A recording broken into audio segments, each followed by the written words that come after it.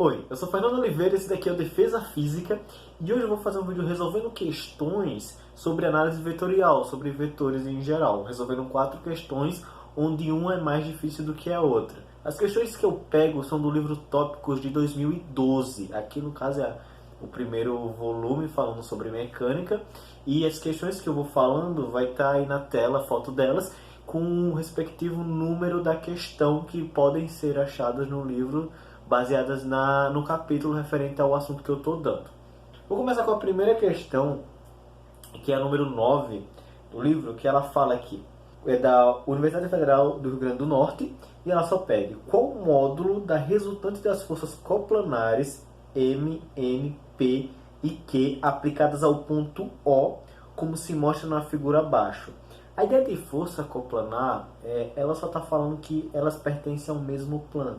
E a partir disso ele tem essa imagem aqui, e com ela eu vou descobrir qual é o valor dessa soma vetorial nesse ponto aqui, que é de onde está saindo todas essas forças, que são vetores, todos esses vetores. Pronto, aqui eu já fiz um desenho de como funcionaria essa imagem que está, esse desenho, esse gráfico, sei lá, que está aqui na questão, e eu já coloquei os valores desses vetores, que ele indica aqui que cada quadradinho dele equivale a 1 N, que seria 1 newton, e eu só contei e vi quanto valia cada um baseado no tamanho deles. Aqui o N vale 7 newtons, o Q vale 3 newtons, o P vale 3 e o M vale 6. A soma desses vetores eu vou fazer por partes. Primeiro eu pego, por exemplo, o eixo horizontal. Eu vou fazer aqui outra parte do ponto O.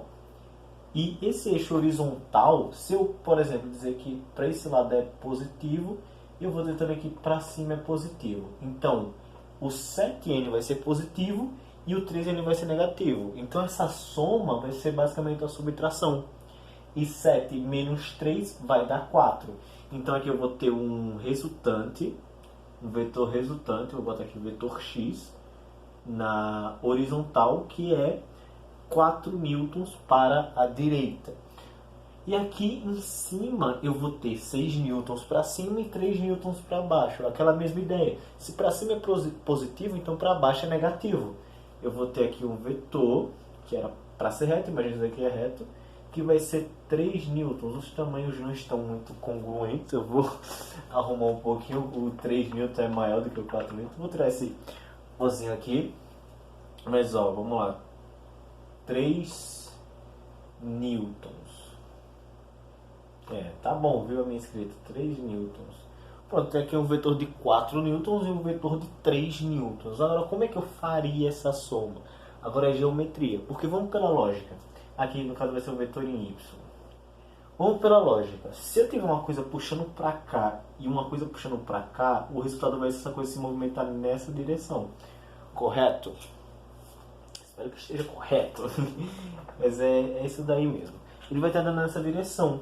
E essa direção aqui, que seria esse resultado aqui, vai ser essa soma de vetores, que seria basicamente Pitágoras, porque aqui, se você ver, aqui é um triângulo retângulo, você pode pegar esse vetor aqui e trazer para cá, esses 3 newtons. Então eu tenho um triângulo retângulo, onde essa soma desse 4 newtons mais esse 3, como é um vetor, não vai ser simplesmente 4 mais 3, vai ser igual a essa resultante aqui.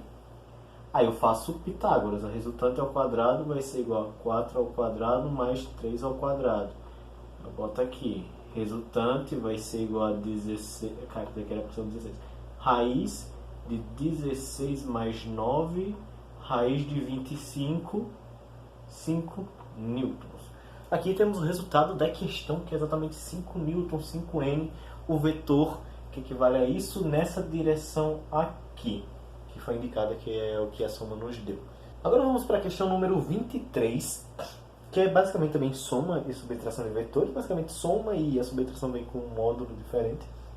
Mas ela fala aqui, ó, considere 3 vetores coplanares A, B e C de módulos iguais a x. Ó, aqui os módulos são iguais.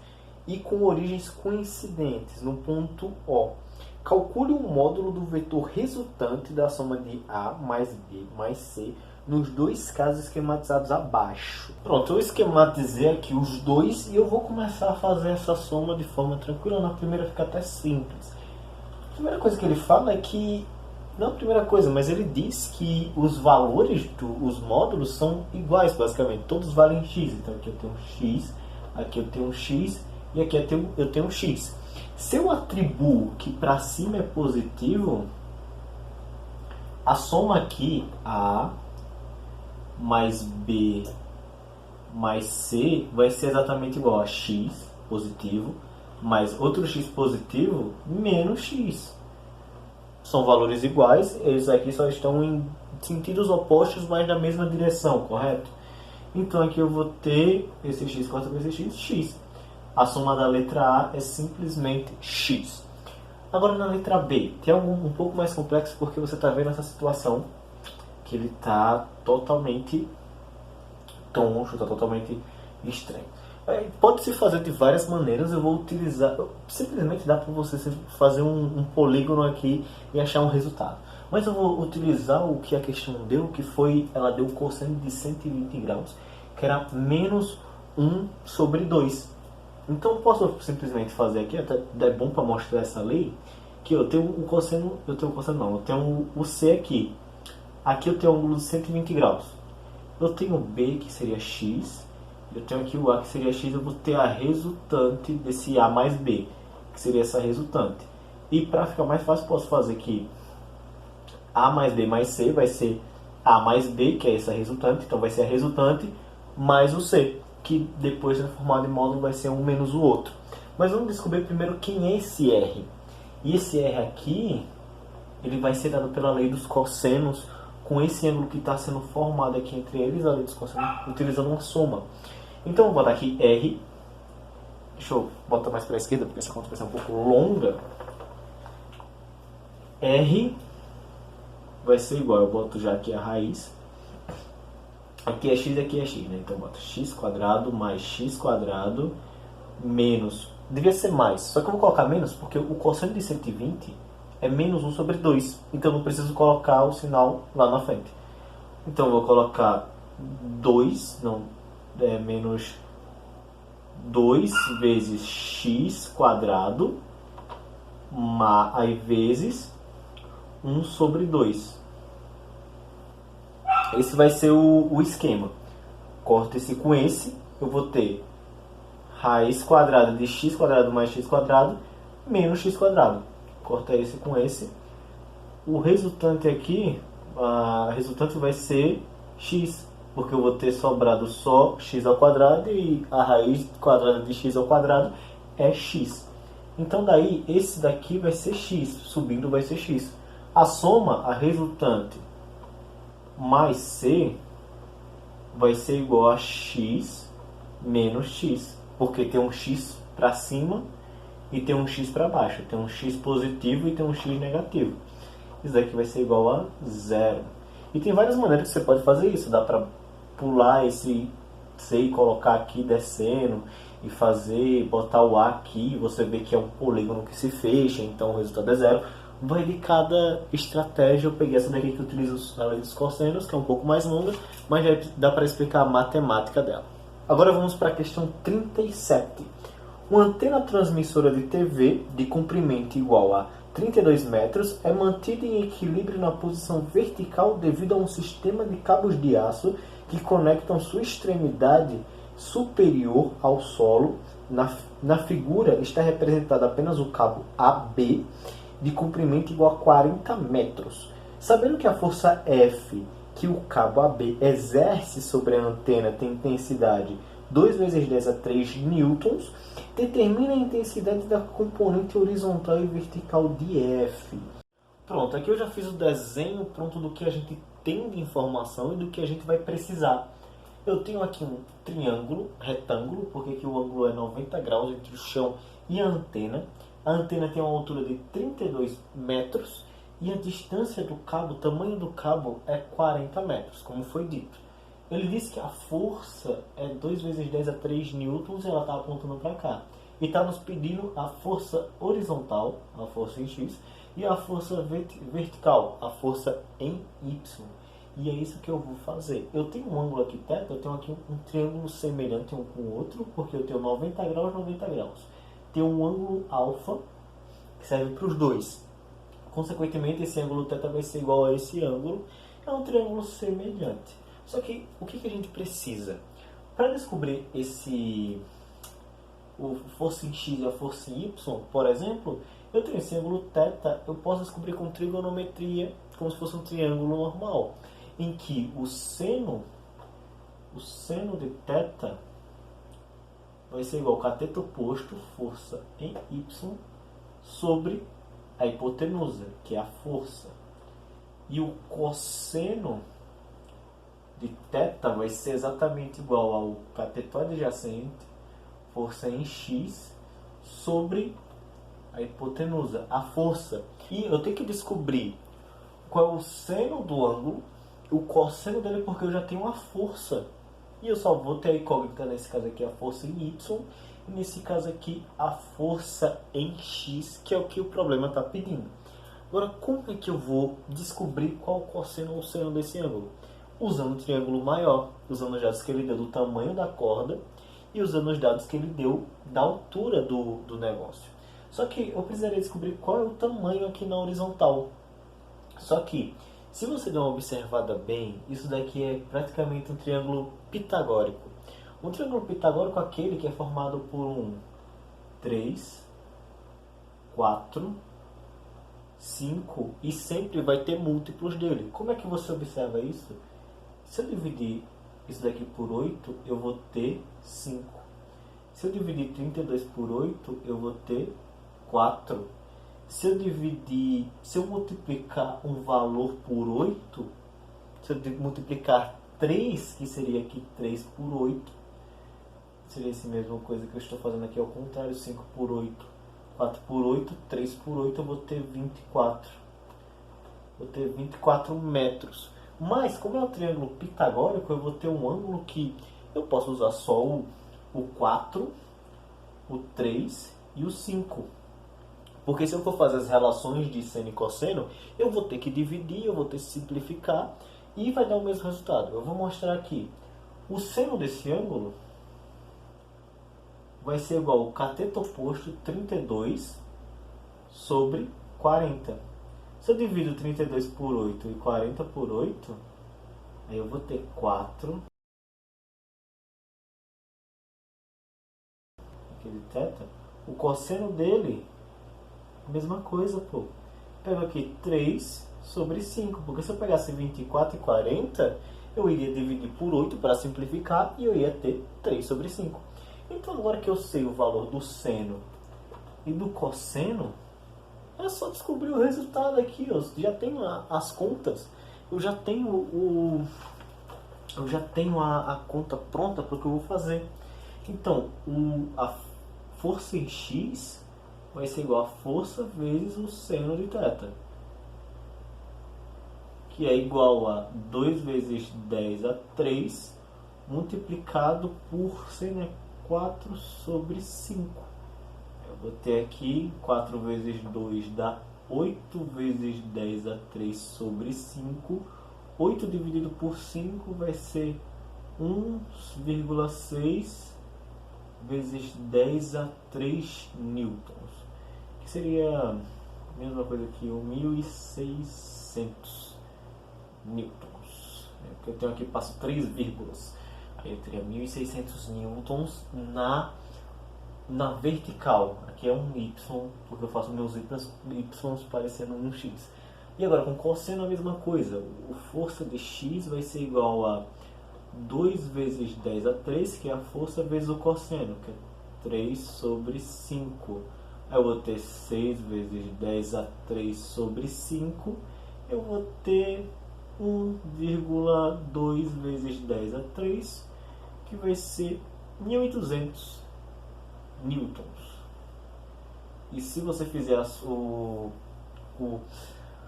Pitágoras, em que o soma dos quadrados do cateto é igual ao quadrado da hipotenusa, o quadrado de 1.200 mais o quadrado de 1.600, você chega no valor que é 2.000, que é o valor da força. Você pode achar em casa para você ver que É esse esqueminha aí mesmo. Agora vamos para a última questão número 38, que ela tem um A, B e o C, que ó, começa. Observando a decolagem, um avião realiza a corrida na pista, alcançando um voo com velocidade V de intensidade 360 km por hora, que é mantida constante ao longo de uma trajetória retilínea e ascendente, como esquematizado a seguir.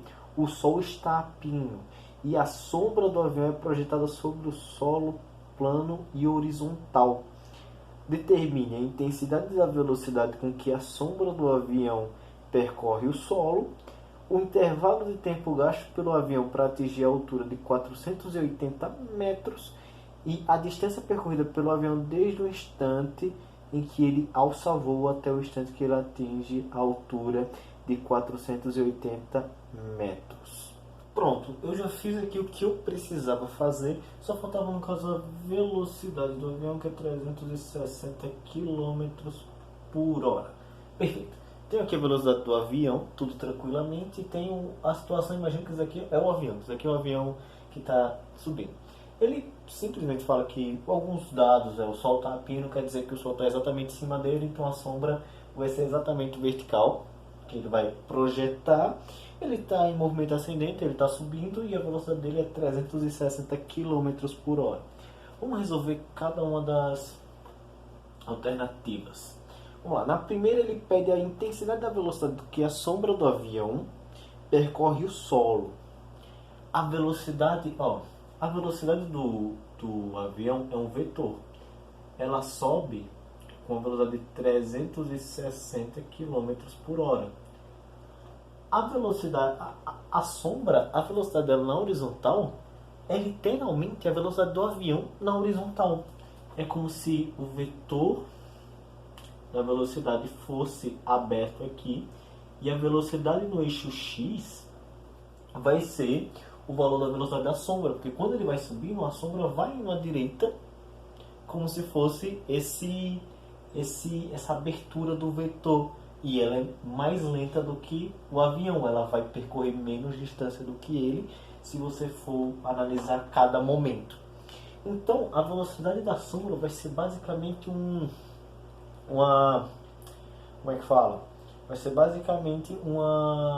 Vai ser basicamente uma abertura de vetor, conseguindo não lembrar o nome.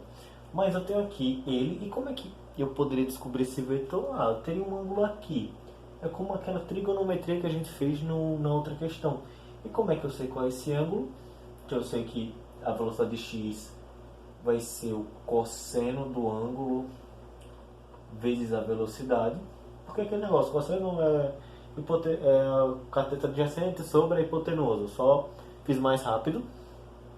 Mas ele aqui já fala, mano, é um triângulo pitagórico. E mesmo se não fosse, eu tenho um ângulo aqui e ele já diz dois lados. Eu posso descobrir esse terceiro lado, que seria 50 metros, porque é um triângulo pitagórico. 3, 4, 5. Então o cosseno desse ângulo a gente já descobriu antes. Cosseno de θ vai ser igual a 4 sobre 5. É isso. Então, a velocidade em x vai ser 4 sobre 5 vezes 360, que vai ser igual a 5 dividido por 336, aqui vai dar 60 vezes 4, 240 km por hora. Então aqui eu já tenho a letra A, já tenho a resposta que diz a velocidade da sombra do objeto. Vamos para a letra B. A letra B pede o quê? O intervalo de tempo gasto pelo avião até atingir a altura de 480 metros. Aqui vamos para uma ideia de movimento uniforme. Porque eu vou ter aqui, para ele atingir uma altura de 480 metros, eu não vou medir a velocidade dele aqui na diagonal. Eu vou ter que saber a velocidade dele para cima. Mesmo jogo. A velocidade em y vai ser igual ao seno de θ vezes a velocidade. Porque aí eu vou saber com que velocidade ele sobe. Não na diagonal, porque ele quer saber a altura. Subindo, só subindo. Então, a velocidade em y, a gente já descobriu o seno desse tipo de triângulo numa outra questão. Que ele vai ser igual a 3 sobre 5 vezes 360. 360 dividido por 5 dá 60. Vezes 3 vai dar 3, 6, 9, 18, 180 km por hora. Só que tem um ponto. Ele pede aqui em metros. Tem duas coisas que eu posso fazer. Ou eu transformo esse em metros e descubro o tempo em horas, mas ele só perdeu um intervalo. Ou eu transformo a velocidade em metros por segundo e descubro o tempo em segundos.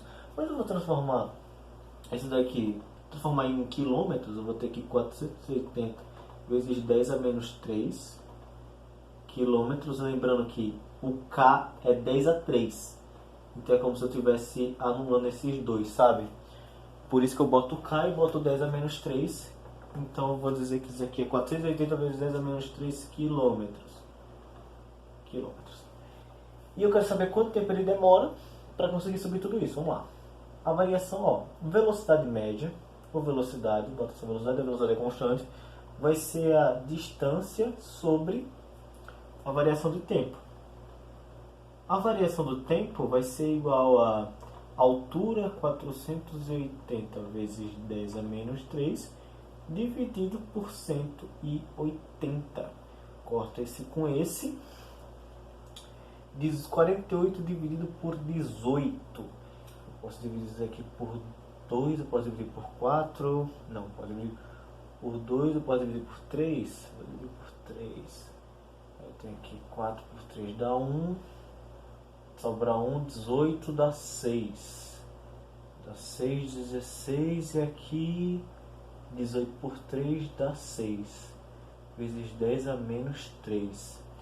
Aqui eu vou ter um 16 sobre 6 vezes 10 a menos 3 horas. Então realmente é necessário eu trocar para segundos para poder ter um resultado mais congruente, um resultado mais bonito do que 16 sobre 6. Então para transformar em segundos, vou fazer isso aqui vezes 10 a menos 3 sobre 6. Uma hora equivale a 3.600 segundos. Eu boto aqui 3.600. Eu boto o 6, divido com isso daqui, vai dar 5. 16 vezes 5 dá 30. 5, 6, 7, 8.